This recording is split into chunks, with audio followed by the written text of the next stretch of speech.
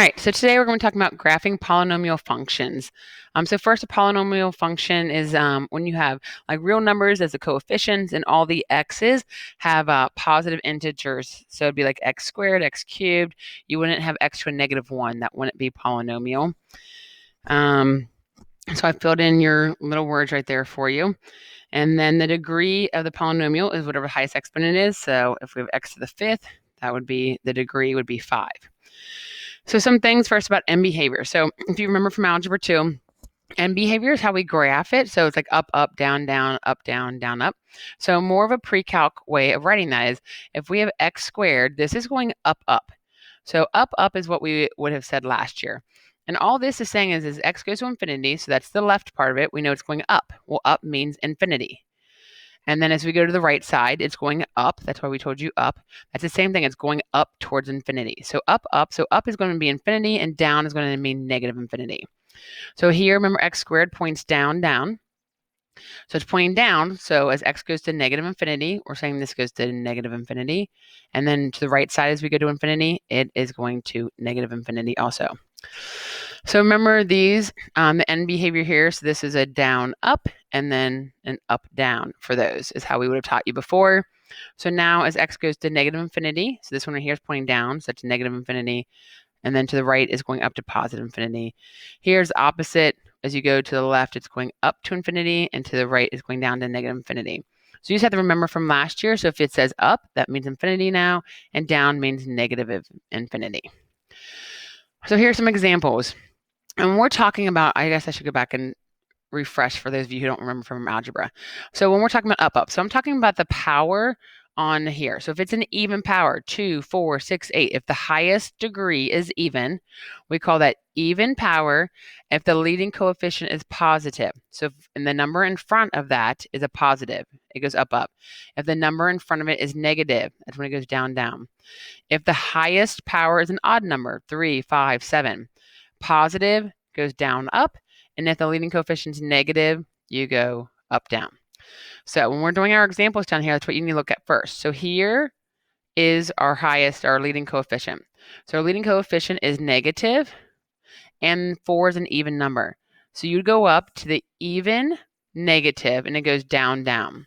So remember, down, so you can say down, down, or we can say it's going to negative infinity, negative infinity. Because when you do your Math Excel, your Delta Math, it's going to ask you for these blocks right here when you do them. So you're going to be wanting to type in the negative infinity and negative infinity. So this right here, the leading coefficient is negative, and that top power is odd because 5 is an odd number. So if you go odd, negative, you need to be saying up, down like this. It froze on us. But right here, now it's unfrozen. So now right there. So we're going to say up, down. So it means infinity and then goes to negative infinity. So try a few more. That is a positive and an even. 6 is a positive number and even is the 2. So then we'll say positive even goes up, up, which is infinity, infinity in each direction. 4 is a positive number. So that's positive. The 7 is odd. So a positive odd goes down, up, which is negative infinity and infinity. And this right here to me, I think that is a 1/2. So that's positive. And that looks like an x cubed to me. So an x cubed would be odd. So an odd positive goes down, up. And then this is a negative again. The 3 is a negative number, and then 8 is an even number. So even negatives go down, down. The graph here, you're just looking at it. So this graph is obviously pointing up, and this side's pointing down. So that would be infinity and negative infinity. These both are going up, up. So that would be infinity, infinity. And this one is obviously a negative odd exponent, and this was a positive even exponent. All right. So the turning points, like right here, these are called turning points. So when it goes from up to going down, so increasing to decreasing would be the proper terminology. So the turning point is higher than any nearby point. So if this is like the highest point, we call that a relative maximum.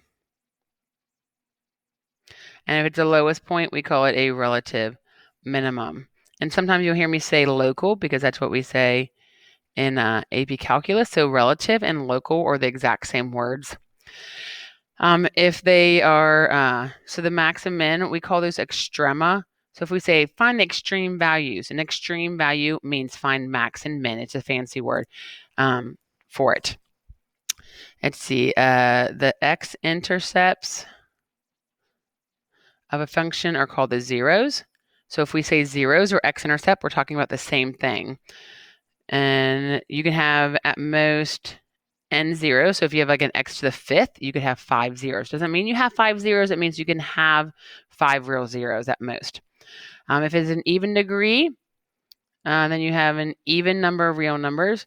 So if you have like x to the fourth, you could have 2, you could have 0, you could have 4 real numbers. If it is odd, then you have an odd number of real numbers. So down here to find the zeros, what you need to do is we're going to be factoring all of these problems. So first thing here is you pull out your x, and then we're going to factor like we did earlier this year. So factors of -10 to get 3. So we get oh wait, it's a +3. +5 and then -2. So don't forget that this is a 0 also. So we get 0, -5, and 2. Remember to find that. You set it equal to 0 and add your 2 over. Here again, pull out your x. And then we're going to do the AC method to this one. So you multiply -6 to get -5 would be -6 and 1. So you get 2x squared minus 6x plus x minus 3. Group those right there, take out a 2x and a 1, and you should get 2x plus 1 and x minus 3. So my zeros this time from this one gives me 0. This time right here gives me -1/2, and this is 3. Remember, actually set that equal to 0 is how we're getting it. So this one right here, remember this is like a quadratic. So 4 to get -5 would be x squared minus 4 and x squared minus 1. If you had to factor this more, that factors into +2, -2, +1, and -1. We're just trying to find our zeros there. So from this spot right here, you could get it by just doing +or -2 and +or -1, like actually just square rooting those numbers. Right here, again, this would be the AC method if you factor these. So that would be 36. So we get -36 and -1. So 9x to the fourth minus 36. So take out a 9x squared here, take out a -1. So I get 9x squared minus 1, and I get x squared minus 4. Again, if it asks you to factor, I'm just going to review this since it's on here. You can factor that into 3x plus 1, 3x minus 1, x minus 2, x plus 2. Or you can just solve it here too, because we're just trying to find zeros. So I'm getting +or-1/3 and +or-2. Down here is grouping again. So take out an x squared and a -9. So I get x squared minus 9 and x plus 5. So I get +or-3 and -5. See, group here. So I'm going to take out a 4x squared and a -1. So I get 4x squared minus 1 and 5x minus 3. Remember when you square root 1/4 right here, you guys, you square at the top and you square at the bottom. So that's why I got 1/2. And then equal that to 0, and I get 5/3. Let's see. So here we say the solutions to the equation f of x equals 0 are the zeros of the function. They're also called the roots. So they're the solutions to the zeros. They end up being the x-intercepts. They call them the zeros of it. Let's see. If x equals c is a solution, then we say x minus c is a factor, or she wrote down linear factor. So it's a linear factor of the polynomial.